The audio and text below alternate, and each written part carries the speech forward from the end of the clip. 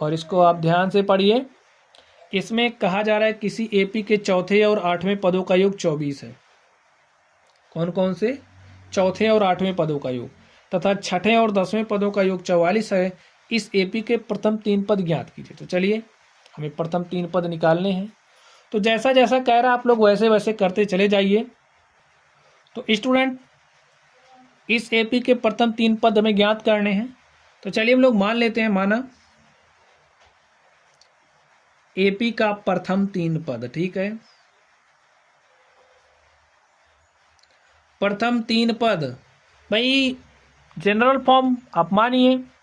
तो general form में प्रथम पद ए होता है, दूसरे पद की बात करें तो ए प्लस डी होता है। भाई सर्वांतर डी जोड़ देते हो तो हमें दूसरा पद मिल जाता है, और तीसरा पद हमारा ए प्लस 2डी हो जाएगा। ठीक है, 3 ही पद बताने हैं तो हम 3 ही ले रहे हैं, बाकी क्या और भी आप राइट कर सकते हैं। चलिए अब देखिए शर्त अनुसार आप काम करिए। एपी के चौथे और आठवें पदों का योग। तो एपी का चौथा पद क्या होता है? चौथे पद को A4 से रिप्रेजेंट करते हैं, और आठवें पद को हम लोग A8 से दिखाते हैं। चौथे और आठवें पद का योग कितना है? 24 है। ठीक, आगे देखिए क्या कह रहा है। तथा छठवें और 10वें पदों का योग 44 है। छठवें पद को किससे रिप्रेजेंट करेंगे? A6 से, और 10वें पद को A10 से दिखाते हैं। इन दोनों का योग कितना है? 44 है। अब हम लोग फॉर्मूला जानते हैं किसी भी श्रेणी के nवें पद को निकालने का। क्या होता है? n इज इक्वल टू होता है a plus N minus 1 of d. तो हमें A4 निकालना है। आप बताइए A4 कैसे निकालेंगे? यहाँ पर n बराबर 4 रखेंगे। तो रखिए A4 is equal to a plus 4 n के स्थान पे 4 रखना, ठीक है। 4 minus 1 of D a plus 3d। इस तरीके से हमारे पास A4 आ गया। चलिए हम लोग A8 निकाल लेते हैं। तो A8 जब आप निकालोगे देखिए तो यहाँ पर हमारे पास क्या आ जाएगा? 7d। भाई 8 माइनस 1 करेंगे तो 7 आ जाएगा। A4 और A8 का मान आप यहाँ पर रखिए, ठीक है। चलिए इसको समीकरण 1 मान लेते हैं। लिखिए A4 तथा A8 का मान समीकरण 1 में रखने पर तो रख दीजिए। A4 का मान देखिए क्या रखना है? a plus 3d। तो यहाँ पर रखिए a plus 3d plus A8 का मान कितना रखना है? a plus 7d। तो यहाँ पर रखिए a प्लस 7d, और बराबर किसके? 24 के। चलिए a में a जोड़ेंगे तो 2a प्लस 3 प्लस 7 कितना हो जाएगा? 10d बराबर 24 के। तो यहाँ से आप लोग कुछ देख पा रहे हैं, हमने 2 कॉमन किया। a plus 5d is equal to 24। अब क्या इधर लेकर के जाओगे? यहीं काट दीजिए, ठीक है। 2 बार में 24। a plus 5d is equal to हमारे पास कितना आ गया? 12 आ गया। a हमारे पास आ गया, ठीक है। चलिए इसको मान लेते हैं समीकरण नंबर 2। चलिए अब इस पर आ जाते हैं हम लोग।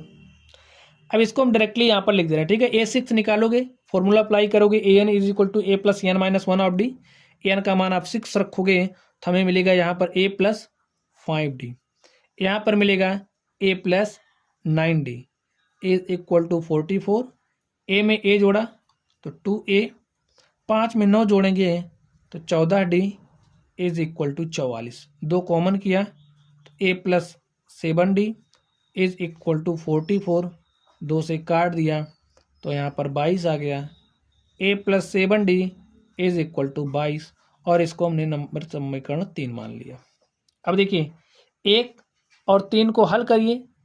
हल करना तो आप जानते ही हैं। लिखिए समीकरण 2 तथा 3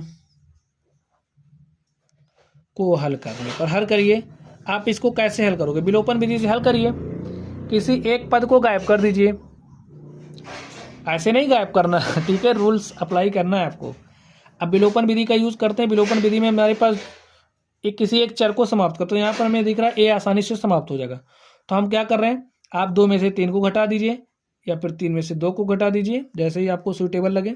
चलिए हम 3 में से 2 को घटा रहे हैं, ठीक है। a plus 7d is equal to 22 है, और a plus 5d is equal to 12। हम क्या कर रहे हैं? घटा रहे हैं। घटाने पर चिन्ह बदलता है, बदलिए।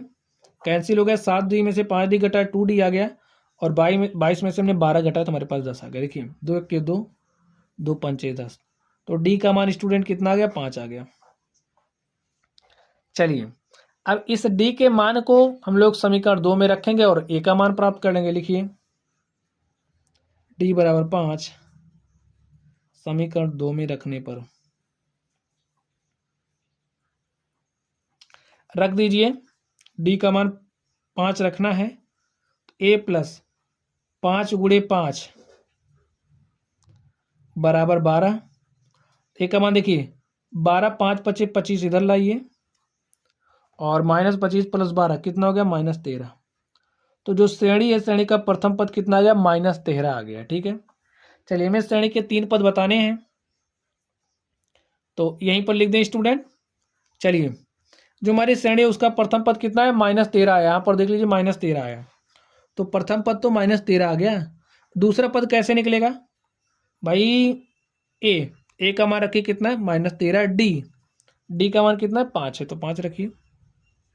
और यहाँ पर देखिए ए का मान -13 + 2 इंटू में डी, और डी का मान देखिए क्या है, 5 है। हल करिए, यहाँ पर तो -13 होगा, -13 + 5 तो कितना हो जाएगा, -8। दूसरा पद आ गया 2 पंचे 10, -13 + 10 तो -3। और जो हमारी श्रेणी है उसके प्रथम 3 पद आ गए हैं, -13, -8 तथा -3। लिखिए अतः एपी के प्रथम 3 पद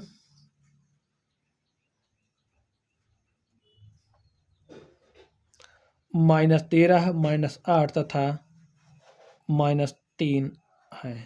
और बच्चों इस तरीके से ये जो हमारा क्वेश्चन नंबर 18 था, हमने इस 18 नंबर को सॉल्व कर लिया है। चलिए अब हम लोग अगले नंबर पर चलते हैं और उसको हल करते हैं। तो स्टूडेंट आप लोग क्वेश्चन नंबर 19 को पढ़िए, देखिए इसमें क्या कहा जा रहा है। सुब्बा राव ने 1995 में ₹5,000 के मासिक वेतन पद कार्य आरंभ किया और प्रत्येक वर्ष ₹200 की वेतन वृद्धि प्राप्त की। किस वर्ष में उसका वेतन ₹7,000 हो गया। ठीक है, चलिए अब समझिए सुब्बा राव जी ने क्या करी, 1995 में इन्होंने कोई काम स्टार्ट किया और उस समय इनका वेतन कितना था, 5,000 था। समझ गए भाई, 96 में 200 की वृद्धि हो रही है, तो इनको कितना मिलेगा बताइए, 5,200 मिल रहा है भाई, 200 रुपया बढ़ जा रहा है। इसी तरीके से 97 में बढ़ रहा 200, तो 5,400 प्राप्त किया। तो ऐसे ऐसे क्या हो जा रहा है, इनका सैलरी बढ़ रहा है, और कभी मतलब किसी वर्ष इनका जो पैसा है, इनकी जो सैलरी है वो 7,000 हो गई।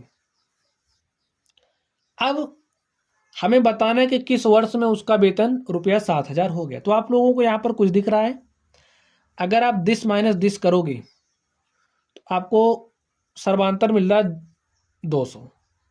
इस दिस माइनस दिस करोगे तो भी आपको 200 मिल रहा है, और ऐसे करोगे तब भी आपको 200 ही मिलेगा। देख लीजिए यहाँ पर हो जाएगा 5,600, 200 ही मिलेगा। तो इस तरीके से हम देख पा रहे हैं हमारी क्या बन रही है, एक समांतर श्रेणी बन रही है। ठीक है, और जिसके पद कुछ इस तरीके से हैं, पहला पद 5,000, दूसरा पद 5,200, तीसरा 5,400, चौथा पद 5,600, और किसी समय भाई कोई ऐसा पद है जो 7,000 बन जा रहा है। ठीक है, श्रेणी की भाषा में आप समझ लीजिए इसको। अब आप लोग यहाँ पर ध्यान से देखिए, प्रथम पद 5,000 है, सर्वांतर डी हमने निकाला कितना है, 200, और अगर अंतिम पद की बात करें तो अंतिम पद कितना है, 7,000। बस अब आप लोग इसको सॉल्व कर लीजिए, हम लोग जानते हैं, और हमें निकालना क्या है, एन। ठीक है, एन इज इक्वल टू होता है A plus N minus 1 of D. अब जो मान आपको पता है यहाँ पर रख दीजिए।